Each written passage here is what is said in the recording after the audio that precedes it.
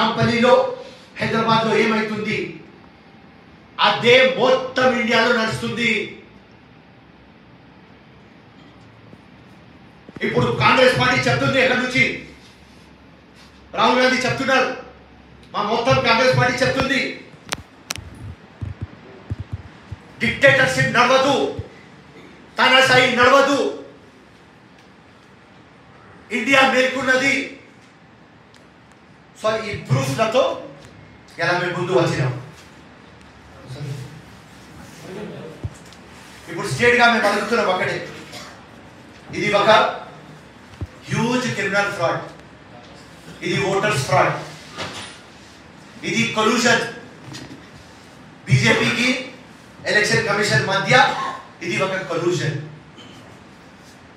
మాకు కావాలి fair free transparent election. Vote చోరీ అంటే, ఓట్ దొంగతనం అంటే ఇది ఎలక్ట్రల్ కరప్షన్. ఎలక్ట్రల్ కరప్షన్ అంటే మదర్ ఆఫ్ ఆల్ కరప్షన్. ఇది ఫండమెంటల్ ప్రిన్సిపల్స్, డెమోక్రటిక్ ప్రిన్సిపల్స్ మీద ఒక పెద్ద అటాక్. 1% 1 ఓట్ ఉండాలి, ఫేర్ ఫ్రీ ట్రాన్స్పరెంట్ ఎలక్షన్ ఉండాలి. ఎలక్షన్ కమిషన్ కి స్టేట్ అడుగుతున్నాం, digital voter list public domain లో మీరు పెట్టండి. పబ్లిక్ కానీ పొలిటికల్ పార్టీస్ కానీ దానికి ఆడిట్ చేస్తారు. ఇది fight only to protect democracy, to save democracy. And ఇది పొలిటికల్ ఫైట్ కాదు, ఇది only saving of constitution. 1% 1 vote, ఇది ఫేర్నెస్ రావాలి. అండ్ ఉట్టి మాటలు మాట్లాడతలేదు, ప్రూఫ్లు ఎస్టాబ్లిష్ చేసినాం, ఎస్టాబ్లిష్ చేసి విత్ ప్రూఫ్స్ మీ ముందు వస్తున్నాం. ఈ పరిస్థితి అలా. సో ఇదే లెక్కలో ఎంఐఎం పార్టీ బీజేపీకి బి టీం కాబట్టి సేమ్ నేచర్ వీళ్ళది ఇద్దరిది. వాళ్ళు డివైడ్ అండ్ రూల్, వీళ్ళు డివైడ్ అండ్ రూల్. వాళ్ళు దొంగలంగా మాటలు, వీళ్ళు దొంగలంగా మాటలు. వీళ్ళు హిందుత్వ గురించి మాట్లాడతారు, వీళ్ళు ఏదో మాట్లాడతారు. ఎప్పుడు ఆపోజిట్ ఉంటారు, పొలిటికల్ పోలరైజేషన్ చేస్తారు. ఎప్పుడు అసదుద్దీన్ నరేంద్ర మోదీ కానీ అమిత్ షా కానీ బీజేపీకి తిడుతూనే ఉంటాడు. కానీ వేరే వాళ్ళు ఎవరైనా తిడితే ఈడీ వచ్చేస్తుంది, ఇన్కమ్ ట్యాక్స్ వచ్చేస్తుంది, సిబిఐ వచ్చేస్తుంది. కానీ అసదుద్దీన్ ఓవైసీకి బెస్ట్ పార్లమెంటరీ అవార్డ్ దొరికిపోతుంది. ఆ లంగాఫేలో ఏం పీకినాడని ఓల్డ్ సిటీకి డస్ట్బిన్ తయారు చేస్తారు, ఛాంపియన్స్ ఆఫ్ ముస్లిం చెప్తారు. ఇలా జూబ్లీస్లో బై ఎలక్షన్ ఉన్నది, అక్కడ 1,20,000 ముస్లిమ్స్ ఉన్నారు. కంటెస్ట్ చేయి గెలువరు, బొక్కసోట్లు లేవు, గెలవలేరు. హైదరాబాద్ కాన్స్టిట్యుయెన్సీ ఇచ్చేసి సికింద్రాబాద్ కాన్స్టిట్యుయెన్సీలో కంటెస్ట్ చేయమనండి, 5 lakh ముస్లిమ్స్ ఉన్నారు, దొంగ ఓట్లు లేవు. ఎక్కడ దొంగ ఓట్లు లేవు, వీళ్ళు కంటెస్ట్ చేయరు.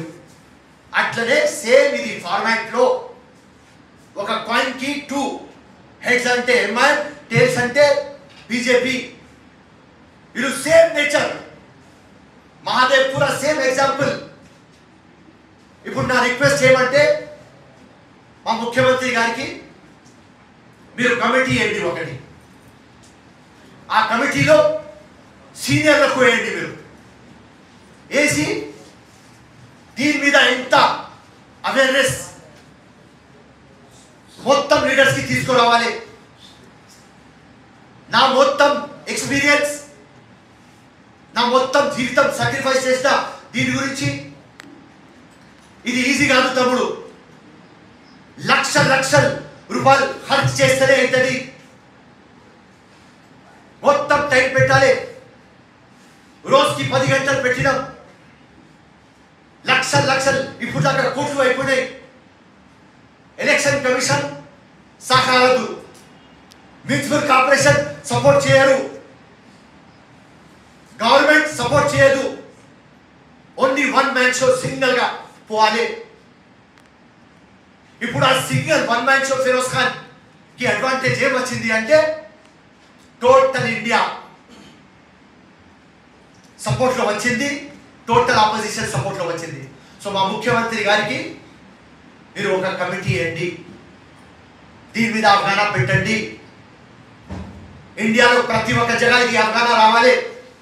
ప్రతి ఒక్క కాంగ్రెస్ కార్యకర్తకి ఒక డ్రీమ్, రాహుల్ గాంధీ గారు ప్రధానమంత్రి కావాలి.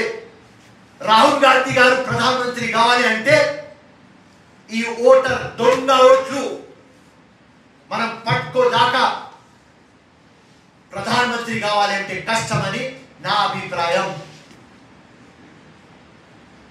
ఇంకా ఏదైనా ఉంటే అండ్ మొత్తం మీరు చూడండి, మొత్తం టీవీలో టోటల్ ఆపోజిషన్ కనిపిస్తున్నది. ఒక చిన్న ఏకా చనిపోతే అసదుద్దీన్ ట్వీట్ పెడతాడు. ఎందుకు కనిపిస్తలేడు? ఎందుకంటే వీళ్ళు దొంగలంగా ఉట్టి ఛాంపియన్. ఈ 2 హైదరాబాద్ బ్రదర్స్ ఆ 2 గుజరాత్ బ్రదర్స్ కి నేర్పించినారు. సేమ్ ఫార్మాట్ లో పని చేస్తారు వీరు. మీరు ఫ్యూచర్ లో ఇంకా మీకు క్లారిటీ తీసుకువస్తా. ఇలా మీకు మొదలనే బిగినింగ్ లోనే చెప్పిన 15 మినిట్స్ లో కంక్లూడ్ చేస్తా. వాస్ట్ సబ్జెక్ట్ ఉన్నది, టోటల్ ప్రూఫ్స్ ఉన్నాయి. ఎవరికైనా ఏదైనా డౌట్ ఉంటే मेहरबानी చేసుకొని అడగండి. अगर आपका पार्टी ऐसा पावर में आया, फिर अगर बोगस सोर्स के बारे में आप बात करते हैं तो यहाँ पर तो तेलंगाना में आपका पार्टी गवर्नमेंट फॉर्म करा, तो बोगस सोर्स तो कैसा फॉर्म करा? नहीं वो वेव में आ गए पर बोगस सोर्स है. मैं आपको हार्ट ऑफ हैदराबाद में, कैपिटल सिटी ऑफ हैदराबाद में मैं आपको ये पूरे प्रूफ्स के साथ बैठा रहा हूँ. इसका मतलब क्या है? इसका मतलब क्या है? बोगस सोर्स है. 8 एमपी जीते, कहां से जीते इंक्वायरी करो, पता चल जाता. आप 8 एमएलए जीते, करो, पता चल जाता. तो ये सब्जेक्ट नया है, ये बहुत अंडर द कवर था, अब ये बाहर आ रहा.